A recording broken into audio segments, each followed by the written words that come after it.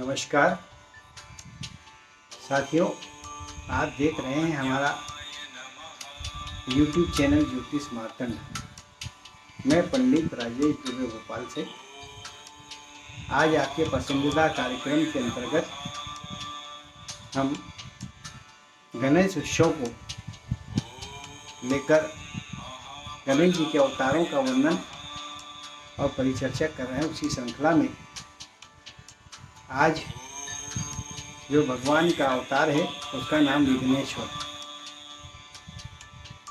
विघ्नेश्वर भगवान श्री गणेश का यह अवतार है जिसमें भगवान गणेश के 4 हाथ हैं। एक हाथ में उनके शंख है, एक हाथ में पाश है, एक हाथ वरद हस्त है और एक हाथ में उनके जो है पुष्प है। भगवान श्री गणेश का विघ्नेश्वर अवतार अपने आप में सुनने से ही प्रतीत होता है कि आपके विघ्नों को हरने वाले देव हैं। कहा जाता है कि एक काल में, जो सतयुग का काल था, माता पार्वती भगवान शिव के साथ में अपनी दाम्पत्य लीला को निर्वाहन करते हुए अपने पति से रूठ गई और महादेव से रूठकर वो एक वन क्षेत्र में चले गए। ये भगवान शिव पार्वती की लीला है, दाम्पत्य की लीला है। ये कभी एक दूसरे से अलग नहीं होते थे। 7 जन्मों का इनका वर्णन शास्त्रों ने, वेदों ने, पुराणों ने वाच की। तो पार्वती जी वन में बैठी थी अपनी सखियों के साथ में और धीमे धीमे वो स्मरण करने लगी कि उन्होंने अपने पति के साथ में एक स्वांग रची कि वो उनसे गुस्सा है और नाराज हैं और वो वन में आए। और भोले शंकर कैसा व्यतीत कर रहे होंगे, कैसा फील कर रहे होंगे, कैसा अनुभव कर रहे होंगे, इस बात को सोचकर उनसे रहा नहीं और अट्टहास भरी हंसी उनके मुख से निकली।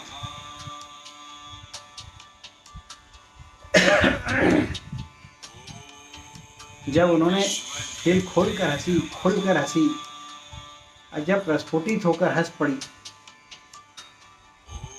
तो उसकी वजह से जो पार्वती हैं उनके मुख से निकली हुई वायु के मार्ग से एक संतान की उत्पत्ति हो गई और वह असुर था।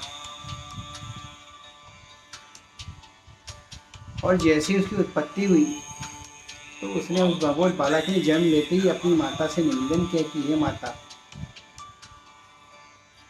आपके द्वारा मेरी उत्पत्ति हुई है, आप मुझे आदेश करो कि मुझे क्या करना है, मेरा संसार में क्या काम है, किस कृत्य के लिए, किस उद्देश्य के लिए, किस कारण के लिए मेरा जन्म हुआ है। तब माता भगवती पार्वती ने उसकी तरफ आश्चर्य से देखा, क्योंकि उन्हें भी अनुभव नहीं था कि उनकी हंसी से पुत्र की उत्पत्ति हो जाएगी। तब उन्होंने कहा कि तू पुत्र मेरे ऐसे विचारों से उत्पन्न हुआ है जो उपहास स्वरूप थे, इसलिए तू जो है दैत्य के रूप में होगा, असुर होगा। और तेरे प्रति मेरे ममता के भाव भी है, मम से तू पैदा हुआ है, इसलिए तू ममतासुर होगा। और यह सुनकर उन्होंने कहा कि तुम कठोर तप करो, साधना करो और भगवान श्री गणेश का पूजन करो। और जब पूजन भगवान श्री गणेश का करोगे तो उसकी मंत्र की साधना अनिवार्य होगी। और मंत्र है वक्रतुंडाय हुम, मंत्र है वक्रतुंडाय हुम। इस मंत्र का जाप करो। और वह बालक वहाँ से अरण्य अर्थात वन के मार्ग के लिए निकल पड़ा और वन में पहुँचा। जब वहाँ पहुँचा और तब तपस्या करने लगा, तब माता पार्वती की लीला से वहाँ पर एक दैत्य संबासुर, जो अनेकों प्रकार की विधाओं में पारंगत था, सामरिक विधा में पारंगत था, अय्यारी शक्तियों में पारंगत था, छल कपट में पारंगत था। दैत्यों की समस्त जो विद्याएं होती है उनमें वो पारंगत था। तो वह जो है ममतासुर के पास पहुंची। तो ममतासुर को देखकर ने कहा कि तुम्हें देखकर लगता है कि तुम किसी तेजस्वी और तपस्विनी की संतान है, और मैं अनेकों विद्याओं का जानकार हूँ, और तुम ज्ञान और विद्या के लिए तप तपस्या करने के लिए वन में आए हो। तुम्हारा उद्देश्य मुझे समझ में आ गया है, तो क्यों ना मैं तुम्हें सारी विद्याएं प्रदान करूँ और तुम मुझसे विद्याओं को सीखो। कुछ समय तक तो ममतासुर बड़े आश्चर्य के साथ में शंकित भाव से उसकी तरफ देखता रहा। तब संबासुर ने कहा, नहीं, मैं तुम्हारे कल्याण के लिए आया हूँ। और संबासुर ने उसी के साथ में उन्हें विद्या ज्ञान का दान करने का उपदेश करते हुए दीक्षा दी और अनेकों प्रकार की विद्याएं उसे सिखाने लगे। शनैः शनैः कठोर तप साधना और साथ में विद्याओं का ग्राह्य कार्य उसका लगातार ममतासुर का चलता रहा। और इस प्रकार से ममतासुर संबासुर से अनेकों प्रकार की विद्याओं को प्राप्त करने के पश्चात बलशाली शक्तिशाली पुरुषार्थ को धारण करने वाला युवा असुर संस्कृति का जानकार, असुर संस्कृति और सभ्यता के लिए उसे विकसित करने के नए विचारों के साथ में एक वक्ता के रूप में तैयार हुआ। इस बात को देखते हुए संबासुर ने अपनी पुत्री का विवाह ममतासुर के साथ कर लिया। ममतासुर के साथ अपनी पुत्री का विवाह करने के पश्चात कुछ समय तक तो ममतासुर सुख से रहा।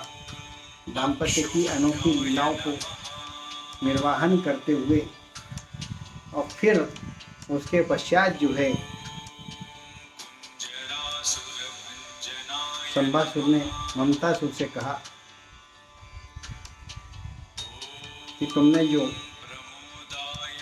कठोर तप करे, साधना करे हो,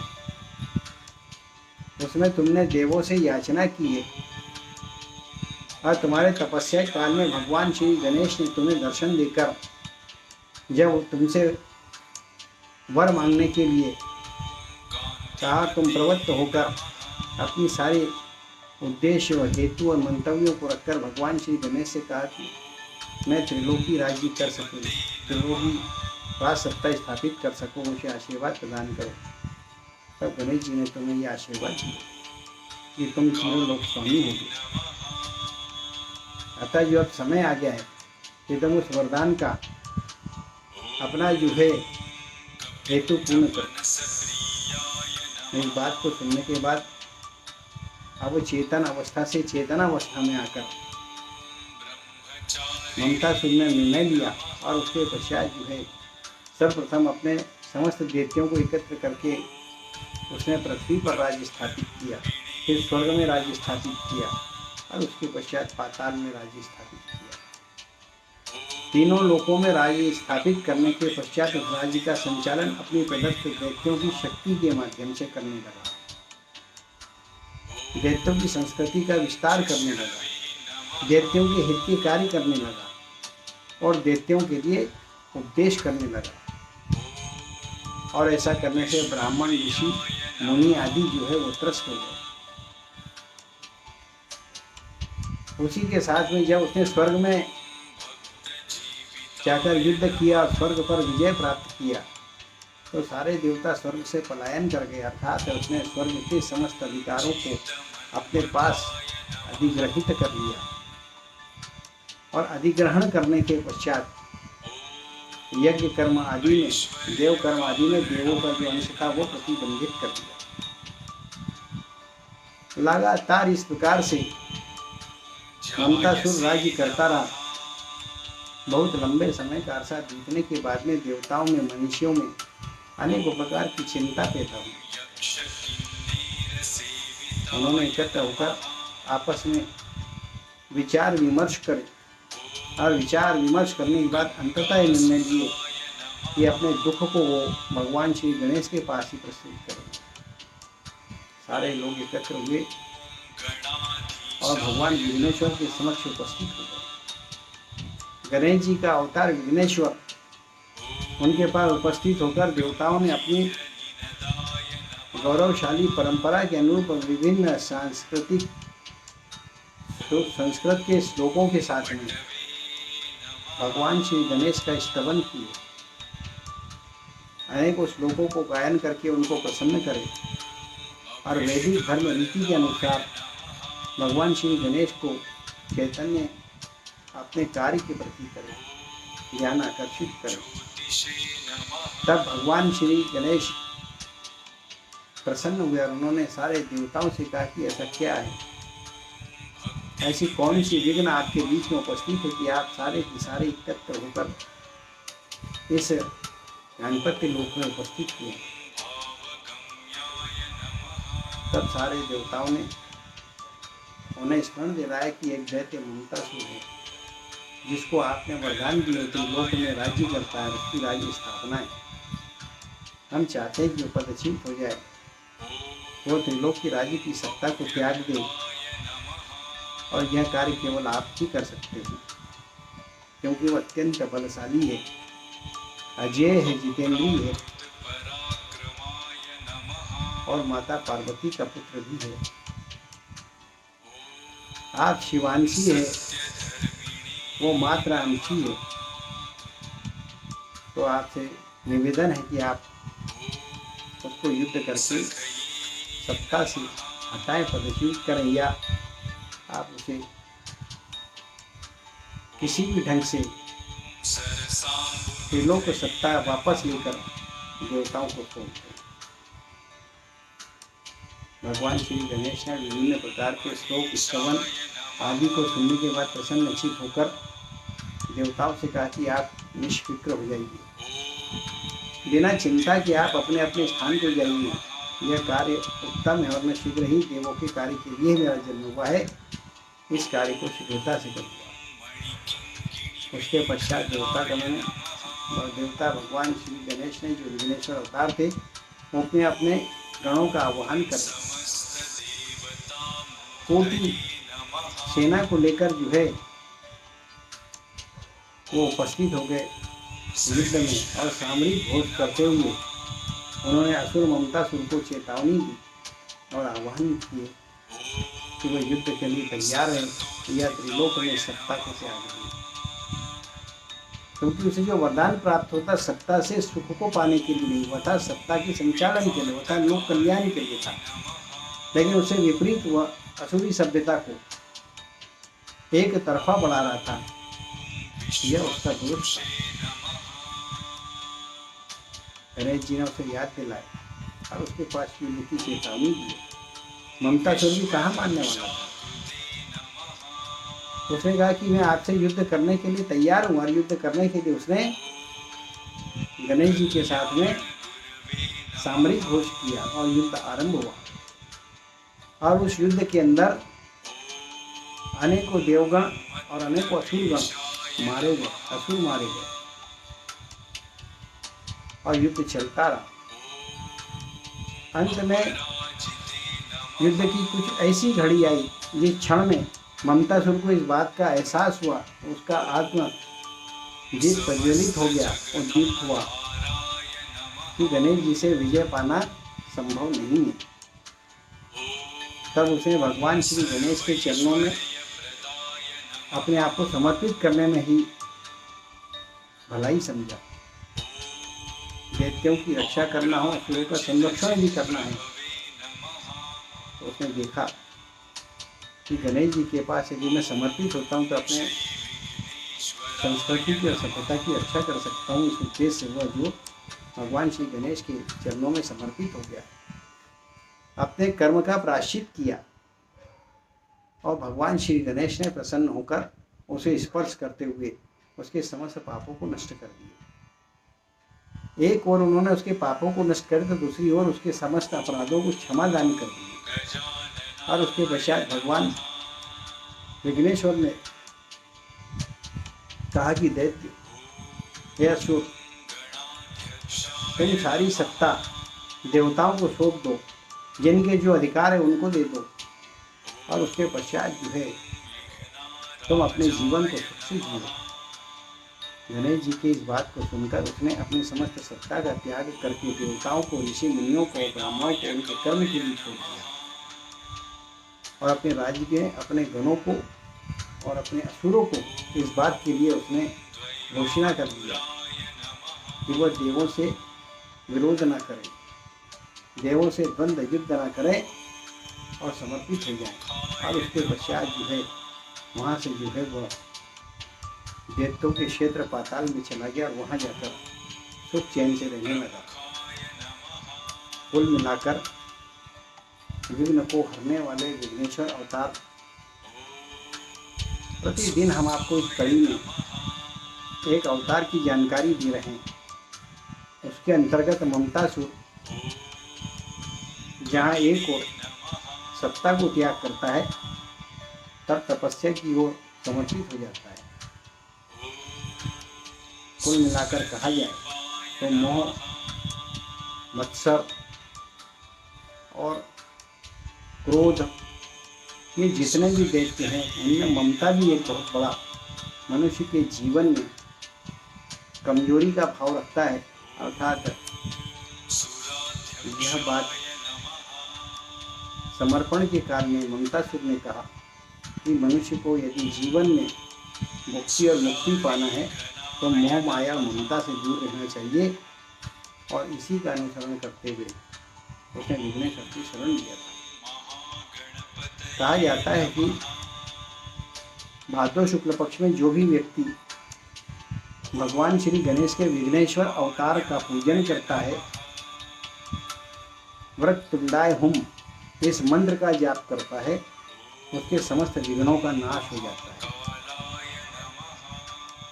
गानपत्य संप्रदाय के हो, शाक्य संप्रदाय के हो, श्री चैतन्य संप्रदाय के हो, पंचभाई त्यागी हो, रामानंद हो, किसी भी संप्रदाय के हो, यदि आप विघ्नेश्वर का आवाहन करके और विधि विधान से पूजन करते हैं तो आपके विघ्न जो है वो दूर हो जाते हैं। गृहस्थों को भी चाहिए कि वो इनकी स्थापना करें, अपने गृहस्थ जीवन में आने वाले समस्त विघ्नों का वो हरण करता है, शत्रुता के भाव को नष्ट करता है, शत्रु को नष्ट करता है।